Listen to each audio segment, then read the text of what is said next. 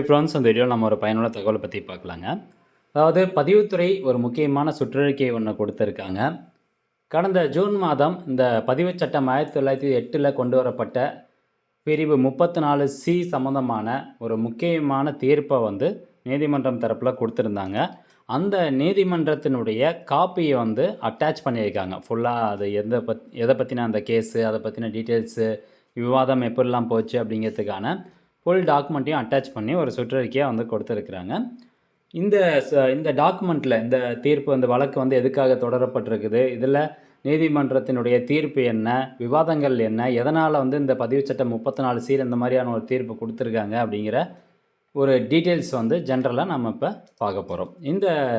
இந்த தீர்ப்பு வந்து ரொம்ப முக்கியமாக பார்க்கப்படுது. அதே மாதிரி இந்த தகவலும் ரொம்ப முக்கியமானது. முடிஞ்சளவுக்கு நிறைய பேருக்கு வந்து ஷேர் பண்ணிவிடுங்க. இந்த சுற்றறிக்கையினுடைய நோக்கமே என்ன அப்படின்னு பார்த்தீங்கன்னா, சென்னை உயர்நீதிமன்ற மதுரை கிளையில் ஒரு சில வழக்கு எண், ரெட் பெட்டிஷன் மனு அப்படின்னு சொல்லுவாங்க. ஸோ இதுதான் அந்த வழக்கு எண். இந்த வழக்குக்கு அகெயின்ஸ்டாக கடந்த 23/6/2026 அன்னைக்கு முக்கியமான ஒரு தீர்ப்பு வந்து வழங்கப்பட்டிருக்குது. அந்த தீர்ப்பினுடைய காப்பி தான் அட்டாச் பண்ணி அந்த சுற்றறிக்கையை வந்து கொடுத்துருக்குது. ஸோ இந்த வழக்கு எதை பற்றியது அப்படின்னு நம்ம ஏற்கனவே சொல்லிட்டோம். பதிவு சட்டம் 1908 பிரிவு 34C அப்படிங்கிறத புதுசாக வந்து கொண்டு வந்திருந்தாங்க. அதாவது ஒரு புதிய சட்ட திருத்தத்தை எதிர்த்து தொடரப்பட்ட ஒரு வழக்கு. பதிவு சட்டப்பிரிவு 34Cயை எதிர்த்து தொடரப்பட்ட வழக்கு தான் இந்த ஒரு வழக்கு. இதில் அரசாங்கம் எந்த மாதிரியான புதிய விதிமுறைகள்லாம் இந்த செக்ஷன் 34Cயில் கொண்டு வந்திருந்தாங்க அப்படிங்கிறத பற்றி பார்க்க போகிறோம். அதாவது ஒரு சொத்தின் மீது கடன் இருந்தாலோ சம்மந்தப்பட்ட வங்கியிடமிருந்து NOC, அதாவது தடையில்லா சான்றிதழ் கண்டிப்பாக வாங்கணும். அப்போ தான் பதிவு பண்ண முடியும் அப்படிங்கிறது இந்த 34Cயில் கொண்டு வந்திருந்தாங்க.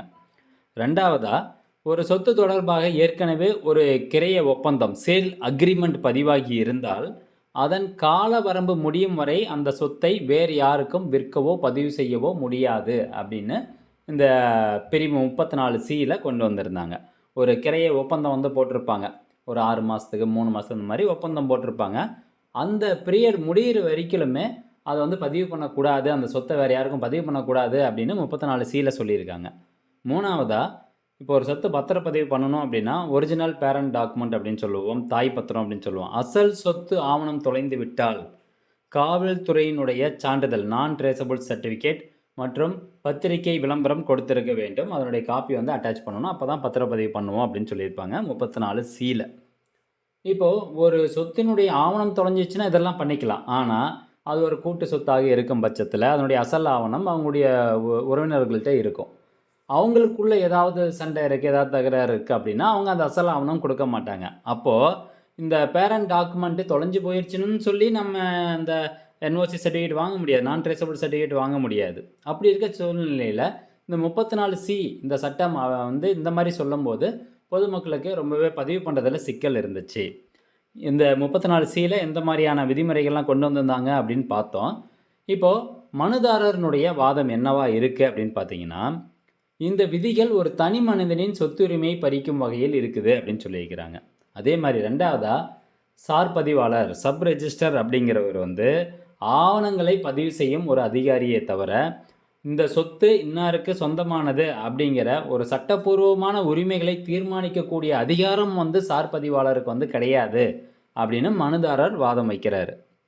மூன்றாவதாக, இதே போன்ற விதிகளை அரசு இதுக்கு முன்னரே சுற்றறிக்கைகளாக கொண்டு வந்து அதை ரத்தும் பண்ணியிருக்கிறாங்க நீதிமன்றங்கள் அப்படின்னு சொல்லி இந்த நீதிமன்றத்தினுடைய பேராவில் வந்து கொடுத்துருக்குறாங்க. அடுத்து அரசினுடைய வாதம் என்னவா இருந்துச்சு அப்படின்னா, தமிழ்நாட்டில் போலி ஆவணங்கள் மற்றும் நில மோசடிகள் வந்து தடுக்கணும். அதனுடைய நோக்கத்துக்காகவே இந்த 34C அப்படிங்கிற பிரிவு நாங்கள் கொண்டு வந்தோம்.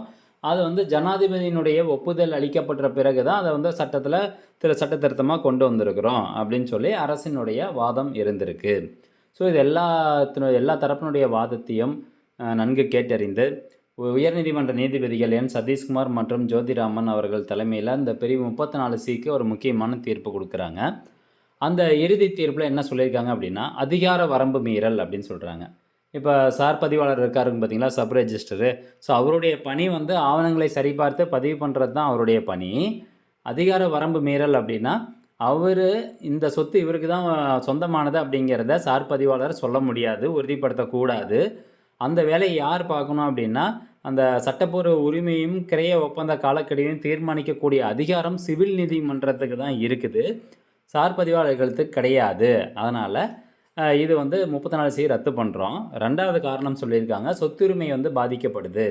இப்போ நம்ம ஏற்கனவே சொன்ன மாரி ஒரிஜினல் டாக்குமெண்ட், அசல் ஆவணம், அந்த சொத்தினுடைய அசல் ஆவணம் குடும்ப தகராறுல வேற ஒருத்தர்ட்ட இருக்கு அப்படின்னா, அந்த ஆவணம் பதிவு பண்ண வரவர் கிடைக்காது.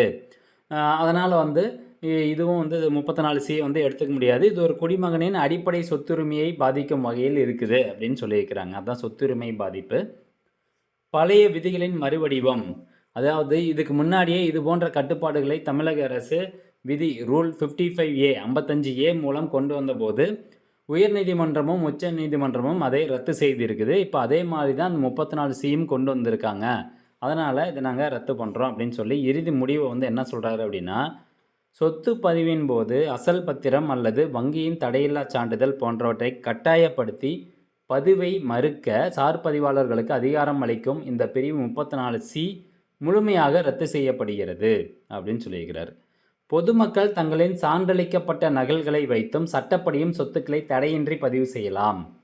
அதாவது இப்போது ஒரு பேரண்ட் டாக்குமெண்ட் ஒருத்தர்கிட்ட மாட்டிக்கிச்சு, அவங்களுடைய சொந்தக்காரங்க தரல அப்படின்னா, ஆன்லைன் மூலமாக அந்த சான்றளிக்கப்பட்ட நகல் பத்திரத்தை அப்ளை பண்ணி வாங்கி அதன் மூலமாக நீங்கள் பத்திரம் பதிவு பண்ணிக்கலாம் அப்படின்னு சொல்லியிருக்கிறாங்க. அதே மாதிரி உங்களுடைய ஒரிஜினல் டாக்குமெண்ட் பேங்க்கில் இருக்குது அப்படின்னா, பேங்க்குக்கிட்ட இருந்து அந்த என்ஓசி சர்டிஃபிகேட் வாங்கணும் அப்படிங்கிற கட்டாயப்படுத்தக்கூடாது அப்படிங்கிறதையும் இந்த தீர்ப்பில் வந்து சொல்லப்பட்டிருக்குது. ஸோ ஃப்ரெண்ட்ஸ், இந்த தீர்ப்பினுடைய காப்பி நான் என்னுடைய டெலகிராம் சேனலில் கொடுத்துருக்கேன். டெலகிராம் சேனலுடைய லிங்க் டிஸ்கிரிப்ஷனில் இருக்குது, தேவைப்படுங்க கிளிக் பண்ணி பார்த்துக்கலாம். இந்த தகவல் கண்டிப்பாக உங்களுக்கு பயனுள்ளதாக இருக்கும் அப்படின்னு நினைக்கிறேன். மீண்டும் அடுத்த ஒரு நல்ல பதிவில் சந்திக்கலாம். நன்றி, வணக்கம்.